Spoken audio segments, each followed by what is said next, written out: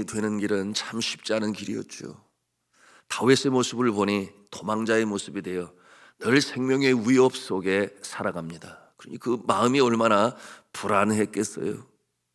심지어는 그가 한 나라의 왕이 그를 죽이고자 하니 어디로 숨을 수가 있겠습니까?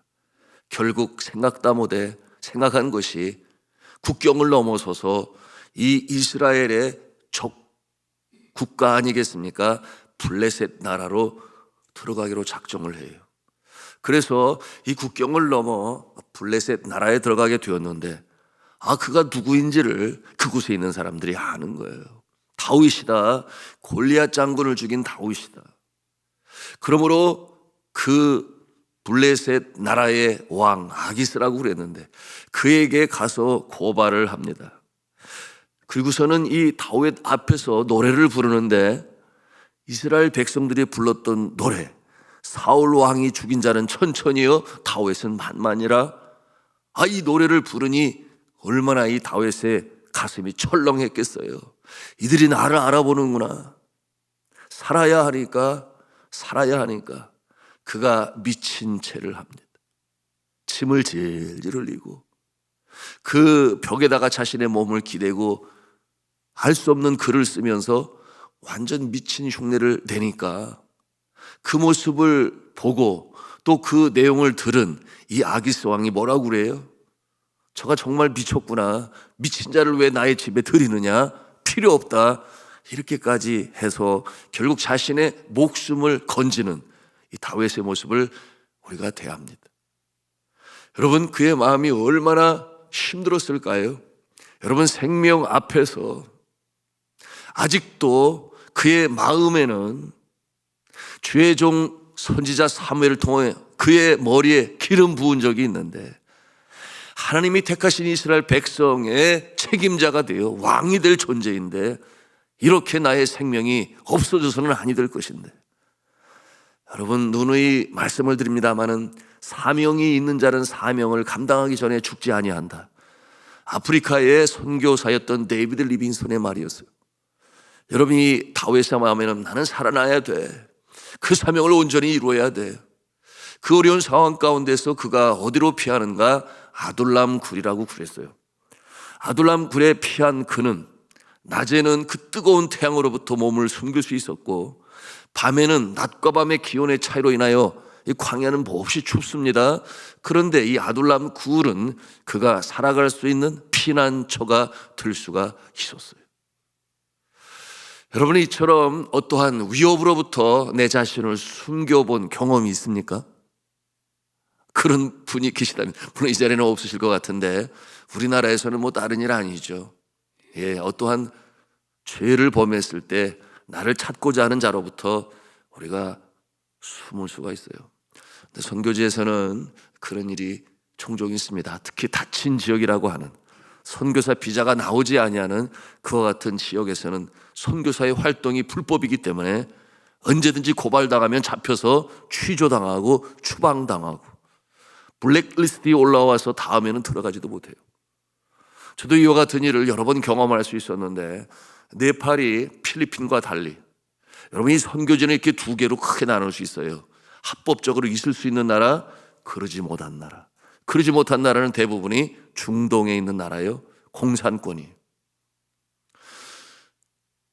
제가 사역을 감당하는데 공산혁명이 일어나면서 공작금이 필요하니까 그 타겟 대상자가 누구이냐? 외국인들이에요. 여러분, 외국인들은 자기네 사람보다 좀 더 살 것이고 이 땅에 들어와서 살고 있는 목적이 뻔하지 않습니까? 어떠한 일로 들어왔지만 대부분은 비즈니스를 하기 위해서 들어와 있단 말이죠.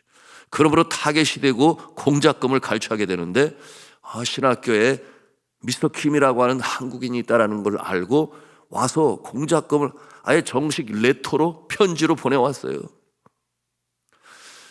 그 자신들 공산당의 이름으로 공작금을 요구하는, 그러므로 찾아오겠다 이런 편지가 왔으니까 제가 피할 수밖에 없죠.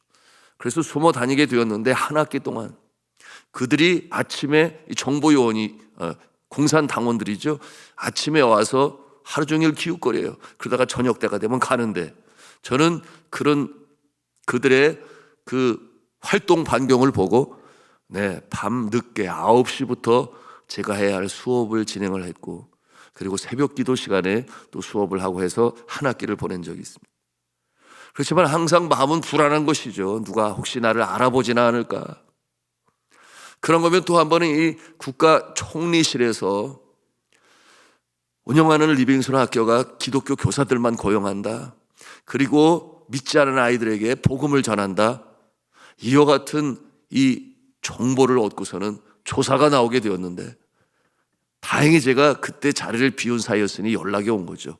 그러므로 한 2주 정도 집에도 밤 늦게 들어가서 잠만 자고 얼른 나오고, 또 밤에 잘 때도 불안한 마음으로 잠을 잘 수밖에 없고, 그런 경험을 할 수 있었습니다. 여러분, 이처럼 내가 어떠한 위협에 처해 있어 내 몸을 피한다고 하는 것은 엄청난 스트레스를 줘요. 여러분, 그 마음은 경험만 보지 않으면 알 수가 없습니다. 그런데 그와 같은 상황 가운데서도 하나님께서 지키시고 보호하셔서 계속적으로 사역을 감당하게 하셨으니 제 마음에는 어떤 생각이 들어요? 하나님께서 보호하시는구나, 하나님께서 이 사역을 기뻐하시는구나, 하나님께서 이 종이 이곳에서 이 사역 이뤄가는 것을 하나님께서 귀히 여기시는구나, 이런 생각을 갖지 않을 수가 없었던 것이죠. 다윗에게는 한없이 못 미치겠지만 다윗도 같은 모습을 생각을 갖지 않았을까요? 하나님이 나의 생명을 보존하시는구나, 여전히 살려두시는구나, 해야 할 사명을 하나님께서도 아시고 계시는구나. 그러므로 아둘람에서 그가 피하여 있을 때에 어떤 일이 벌어지게 되는가, 여러분 말씀을 통해서 우리가 대하는 것입니다.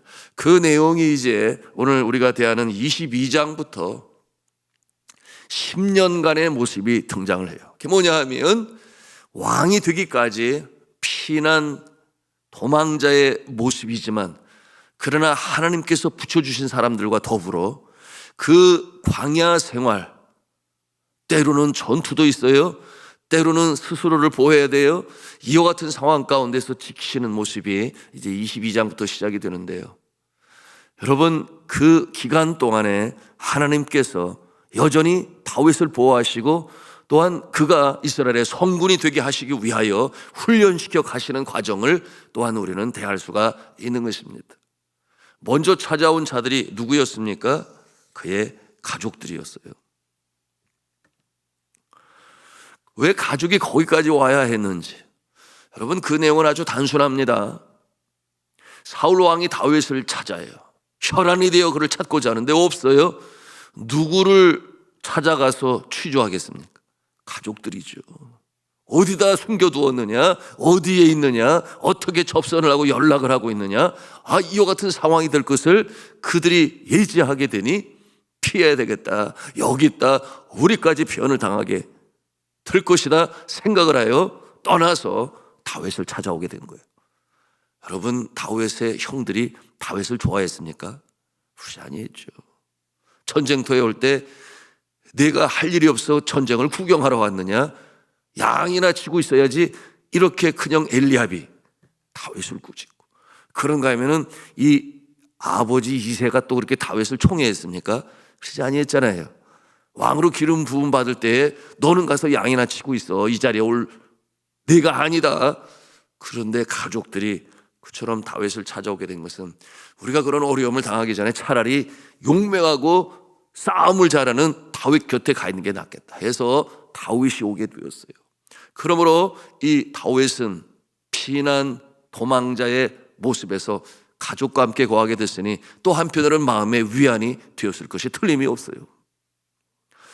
여러분, 이 가족이라고 하는 것이 이 땅에 살아가는 동에 하나님께서 예비하여 주신 것임을 우리는 잘 알아야 되겠습니다. 이 땅에 살아가는 동안에 가족은 우리에게 위안이 되고 힘이 될 수 있어요. 그러므로 우애가 돈독해야 합니다. 우리가 경험해요. 가족 중에 한 사람이 어떠한 일로 인하여 어려움을 당하게 되면, 예를 들어서 사업이 가라앉다든지 취업이 되지 않는다든지, 또는 재정적으로 또는 육신의 질고로 인하여 여러분 눕게 되면 가족들이 어떠해요? 집안의 분위기가 그렇게 좋지 아니하죠. 그러나 반대급부적으로 어떠한 모습이 있습니까?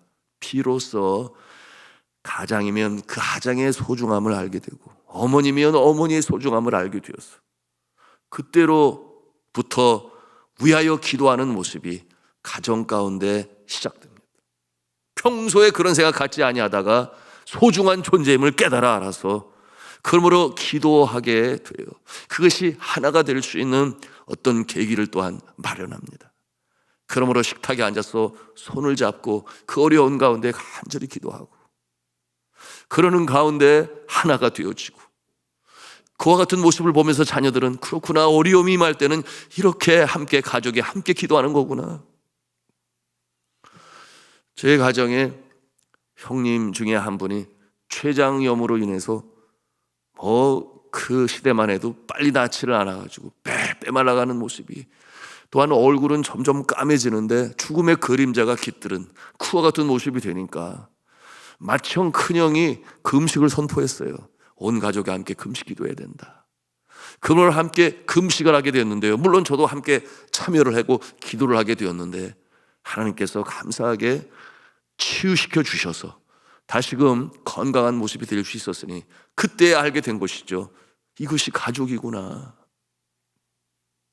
그런가 하면은 저희 시골 본가라고 할 수 있는데 제 아버님이 아주 정성을 들여서 지은 한옥이 참 멋있었죠. 그 마을을 찾는 사람들은 의뢰히 저희 집에 둘러서 집 구경을 하고 가고 그랬는데 용인 민속촌이 생기기 전에 이 집을 팔아라, 못 하나 넣지 않고 세운 아주 아름다운 한옥집이니 그 용인 민속촌에 그걸 갖다가 다시 이렇게 풀어가지고 조립을 하면 된다고 그래요. 그런데 전기가 들어오면서 이 전기의 합선으로 인해서 세상에 불이 났는데 3일 동안이나 이 불이 탈 정도였으니, 집이 탈 정도였으니 굉장히 참 아름답게 지어진 아주 큰 집이었죠. 그런데 그 때에 저희 형님 중에 하나가 농사를 짓고 선산을 지키면서 그 집에 살고 있었는데 졸지에 집이 없어졌잖아요. 어떻게 할 거예요? 그러다 보니 형제들이 모여서 십시일반, 저는 그때 학생이었기 때문에, 대학생이었기 때문에 참여를 못했습니다만은 여하튼 십시일반 돈을 내서 한옥이 아니라 양옥이긴 했지만 집을 지었어요. 그럴 때에 형제가 다시금 하나가 되는, 그리고 그 집에 살았던 형님은 형수와 더불어 눈물을 흘리면서 이 은혜를 잊지 않겠다 하여 하나가 될 수 있는 계기가 되었으니, 여러분 오늘 이 다윗이 바로 그 가족의 모습을 통해서 우리가 보는 것입니다. 자, 사랑하는 성도 여러분, 우리의 가족, 형제 중에 심지어는 믿음에서 떨어져 나가서 마음을 아프게도 하지만 그것으로 말미암아 새벽 제단을 쌓고 또한 가족과 더불어 간절히 기도하는 그 모습으로 인해서 마침내 돌아오는 모습도 있고 응답이 돼요. 이것이 가족이구나 하는 그런 모습도 우리가 볼 수 있는데요, 여러분 하나님께서 주신 가족 귀히 여겨서 때때로 어려울 때 하나가 될 수 있는 계기가 될 수 있기를 주님의 이름으로 축복합니다. 그런가 하면 두 번째로 그 전에 다윗이 이처럼 자신의 어려움에 동참하면서 이 형제들의 모습을 볼 때 가슴이 찡해요. 그러지 않겠어요? 내가 어려움에 처했는데 형제들이 와서 격려가 되고 힘이 되면 가슴에 감동이 올 수밖에 없지요. 그러므로 그때의 이 다윗이 그 감동을 가지고 만들어 부른 노래가 있는데요, 그것이 시편 133편이에요. 그 내용이 어떠한가 제가 읽습니다. 보라, 형제가 연합하여 동거함이 어찌 그리 선하고 아름다운고. 머리에 있는 보배로운 기름이 수염 곧 아론의 수염에 흘러서 그의 옷깃까지 내림 같고 헐몬의 이슬이 시온의 산들에게 내림 같도다. 거기서 여호와께서 복을 명령하셨나니 곧 영생이로다. 이 찬송시가 바로 그때 나오게 된 것이었어요. 자, 그렇다면 우리가 이처럼 피난 중에, 어려움 중에서도 용기를 내고 힘을 내고 소망을 갖는다고 하는 것, 함께하는 자들로 인하여, 그 첫째는 가족이다. 그런가 하면 두 번째로 모인 자가 있었는데, 성경 본문 오늘 22장 2절 말씀을 같이 읽도록 하겠습니다. 시작.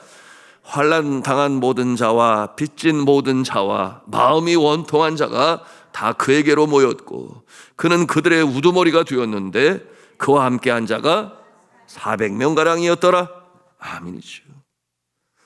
그들이 누구였습니까? 압제당하고 빛에 시달리며 원통하고 억울한 일을 당한 자들.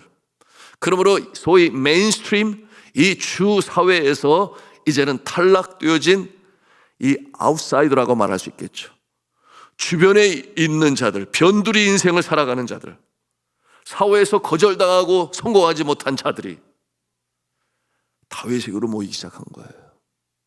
그들이 알지 않습니까? 다윗이 죄 없이 고난을 당하고 피난 가 있지만 그는 여전히 용맹한 장수요, 골리앗 장수를 때려눕힌 하나님의 사랑을 받는 자라는 것을 아는 자들, 그들이 다윗에게로 모이게 된 것입니다.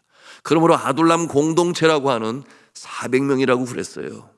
그들이 함께 연합하여 그처럼 어려운 때를 함께 이겨나가게 되었으니 함께 살아가고 함께 전투하고 함께 서로 격려하고 이와 같은 모습으로 아주 끈끈한 영적인 공동체요, 하나님을 경외하는 공동체가 되었으니 결국 이 모임이 파워가 되고 세력이 되어서 점차적으로 하나님의 인도하심을 받게 되는 모습이 되니까 결국 나중에 이처럼 이스라엘의 누구에게도 지지 아니하는 아주 용맹한 군대가 될 수가 있었던 것입니다. 여러분, 이제 말씀을 마감하면서 우리가 함께 마음에 담기를 원하는 것은 믿음의 사람도 때로 작아질 때가 있다. 그야말로 어디에 용신할 수 없는 도망자의 모습이 될 때도 있다. 그 초라한 자신의 모습에 기가 죽고 주눅이 들어서 유리하고 방황하는 그와 같은 때가 있을 수도 있다. 그러나 그것이 끝이 아니다. 그와 같은 과정에서 하나님이 함께 하시는 자는 하나님께서는 선한 자의 편에 서 있음을 우리는 잊지 말아야 하고, 그 믿음 가운데 정진해 나갈 때 하나님께서는 동행하시는 것이죠. 하락크의 인생으로 하나님이 동행하시니, 하나님이 함께 하시니, 그러므로 그 과정이 성숙의 과정이요, 훈련의 과정이요, 이스라엘 주변의 모든 지형들을 다 파악하게 되고 정작 자신이 이스라엘의 수장이 되었을 때 백전백승을 이루는 그 어려운 과정을 통해서 오히려 유익함이 있었던 모습을 우리는 기억을 하면서, 자꾸 어려운 상황 속에 있습니까? 우리는 흔들림이 없어야 해요. 기도하는 자, 하나님을 의뢰하는 자, 나의 한량한 지식과 얄팍한 경험이 아니에요. 하나님의 손길을 의지하고 어려운 때를 이겨나가는 자, 하나님께서 크신 일꾼으로 세워 사용하시는 줄로 믿으시기를 바랍니다. 이 모습을 통해서 하나님의 공의가 이루어지는 일에 쓰임받는 축복의 통로요, 간증하는 인생이 되시기를 저는 주 예수 그리스도의 이름으로 축원합니다.